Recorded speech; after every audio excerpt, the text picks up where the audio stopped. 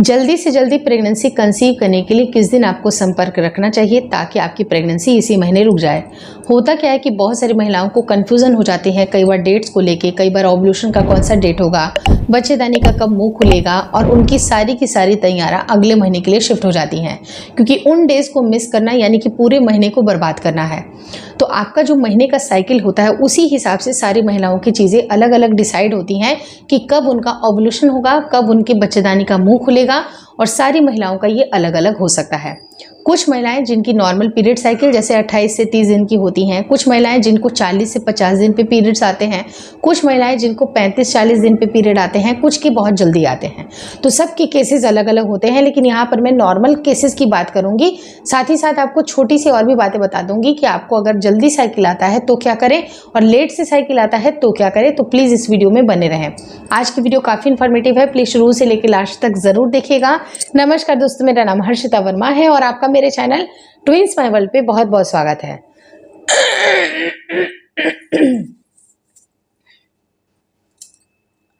Normal cycle के हिसाब से अगर आपकी पीरियड साइकिल 28 से 30 दिन पे चलती है तो आप ये मान करके चले कि जो आपके पीरियड साइकिल का बीच का यानी कि मध्य का जो पॉइंट होता है वो आपका एक्सपेक्टेड ओव्यूलेशन का डेट होता है। ओव्यूलेशन का मतलब होता है आपके शरीर से, आपके ओवरी से अंडे का निकलना, और ये सब कुछ आपके ब्रेन से भी डेवलप होता है। यानी कि ब्रेन में आपके जैसे एंडोक्राइन जो सिस्टम होता है उसका काम होता है आपके हार्मोन्स को सीक्रेट करना, और जो हार्मोन्स होते हैं वो ड्रिवन होते हैं आपके ब्रेन से कि कब कौन सा हार्मोन को रिलीज करना है। अगर आपका LH यानी कि ल्यूटिनाइजिंग हार्मोन, FSH यानी कि फॉलिकुलर स्टिमुलेटिंग हार्मोन, अगर इनकी जो मात्रा है ये बिल्कुल सही है तो ये सही टाइम पे सिग्नल देंगे आपके ओवरीज को कि अब अंडा रिलीज करने का टाइम आ चुका है।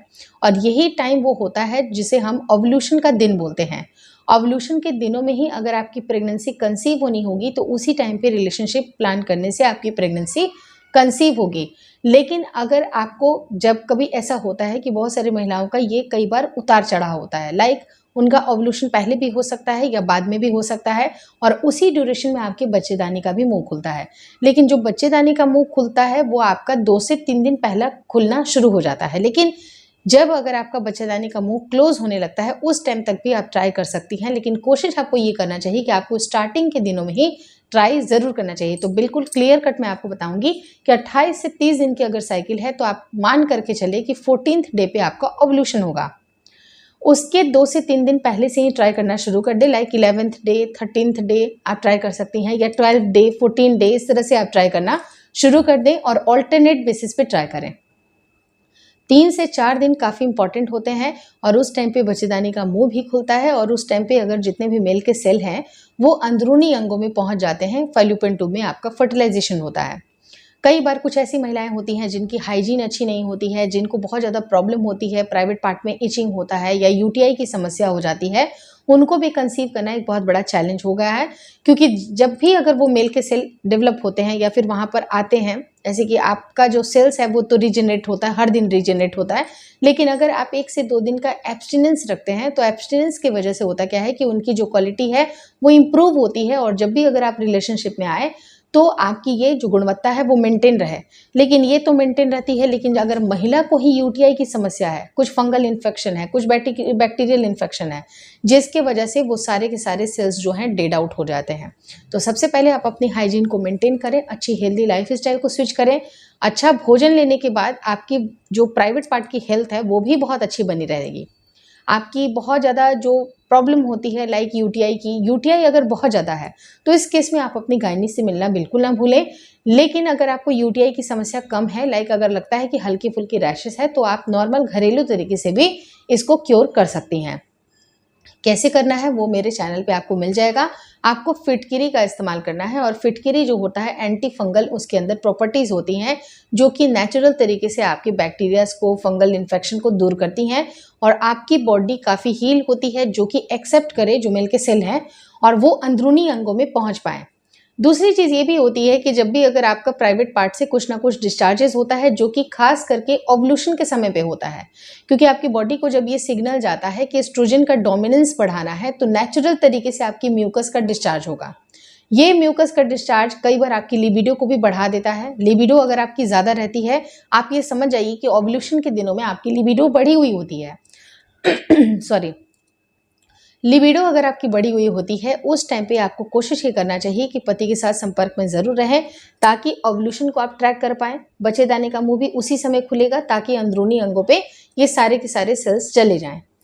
उसी टाइम पे आपको ट्राई करने से आपकी प्रेगनेंसी रुकेगी। तो आप मान करके चलिए कि 14th डे या 15th डे आपका ओव्यूलेशन होगा और आपको ट्राई करना है 10वें दिन के बाद से, यानी कि 10th day night, 12th day night, 14 day night और हो सके तो 16 डे भी आप ट्राई कर सकती हैं, क्योंकि कई बार ओव्यूलेशन भी लेट होता है। लेकिन शॉर्ट अगर चाहिए तो आप 18th डे को भी ट्राई ज़रूर करें। आप इस तरह से अपनी प्रेगनेंसी की प्लानिंग कर सकते हैं। लेकिन उसके साथ ही साथ कुछ महिलाएं जिनकी पीरियड साइकिल बहुत शॉर्ट है, लाइक 25 दिन पे पीरियड आ रहे हैं, तो वो महिलाएं बाल धोने के तुरंत बाद, जैसे कि उनका महीना खत्म होता है उसके तुरंत बाद आप 1 से 2 दिन के अंदर अंदर ही ट्राई करना शुरू कर दें, क्योंकि आपकी 25 दिन की साइकिल है तो आपका ओव्यूलेशन में भी एक्सपेक्टेड 10वें दिन पे हो जाएगा। तो आप 7th day, 8th day, 9th day अगर ट्राई करेंगे तो आपकी जल्दी से जल्दी प्रेगनेंसी रुक सकती है। लाइकवाइज जिन महिलाओं की 40 दिन पे पीरियड आ रहे हैं, 35 दिन पे पीरियड आ रहे हैं, वो महिलाओं का ओव्यूलेशन थोड़ा सा लंबा हो सकता है। 40वें दिन का मतलब है कि 19वें दिन या 20वें दिन आपके एक्सपेक्टेड है कि ओव्यूलेशन आपका होगा, तो उसके 2 से 3 दिन आपको पहले ट्राई करना है, यानी कि 15th डे से आप ट्राई करना शुरू करें। 15th day, 17th day, 19th day ऐसे अगर आप ट्राई करिएगा तो उसी ड्यूरेशन में आपकी प्रेगनेंसी रुकने के हाईली चांसेस बनते हैं। तो आपको ये ध्यान बिल्कुल अच्छी तरह से रखना है कि किस दिन आपका ओव्यूलेशन होगा, क्योंकि एस्ट्रोजन का जब भी डोमिनेंस होगा, एस्ट्रोजन के डोमिनेंस की वजह से आपकी बॉडी म्यूकस का डिस्चार्ज भी करेगी, बच्चेदानी का मुंह भी खुलेगा और आपके ओवरीज में सिग्नल जाएगा कि अब फॉलिकल को रप्चर करने की समय आ चुकी है। और उस टाइम पे जब ये आपका एग रिलीज होगा, तो एग रिलीज होने के टाइम पे ही आपको रिलेशनशिप ज़रूर प्लान करना चाहिए। देखिए एक सबसे खास बात क्या होती है ना, कि जो अंडा आपका होता है वो सिर्फ 1 दिन तक जीवित रहता है और जो मेल के सेल्स होते हैं वो जीवित रहते हैं आपके 3 से 4 दिन तक, अगर हेल्दी कंडीशन में है तो इन दोनों ही कंडीशंस में मैं आपको बता दूं कि कभी भी ऐसा अगर हुआ कि जब भी अगर आपको सेल्स का दोनों का फर्टिलाइजेशन चाहिए तो ध्यान रखें कि आपके अंडा कितना दिन तक जीवित रहता है, यानी कि 1 दिन के अंदर अंदर ही आपको रिलेशनशिप प्लान करनी है। 1 दिन के अंदर रिलेशनशिप प्लान करेंगे। कुछ सिम्टम्स भी होते हैं जो कि आपकी बॉडी को बता देते हैं, तो वो जो सिम्टम्स है ऑलरेडी मैंने अपने चैनल पे आपको बताया हुआ है कि आपको म्यूकस का डिस्चार्ज आएगा, हो सकता है कि आपके मूड काफ़ी अच्छे बने रहें, हो सकता है कि आपको मतलब जैसे होता है ना, नॉर्मली जो वुमेन होती हैं बहुत ज़्यादा चिड़चिड़ी होती हैं, थकावट या बहुत चीज़ की वजह से, लेकिन इन ड्यूरेशन में अगर महिलाएं ओव्यूलेट कर रही हैं तो उनकी बॉडी में एक अलग एनर्जी आपको देखने के लिए मिलती है। उस टाइम पे अगर आप रिलेशनशिप प्लान करेंगे, और सबसे बेहतर है कि आप कैलेंडर का इस्तेमाल करें। कैलेंडर के हिसाब से देखिए कि किस दिन ओव्यूलेशन एक्सपेक्टेडली हो सकता है, उसी ड्यूरेशन में ट्राई करने से आपकी प्रेगनेंसी रुक सकती है। तो आप बिल्कुल आसानी से अपनी प्रेगनेंसी को प्लान करें।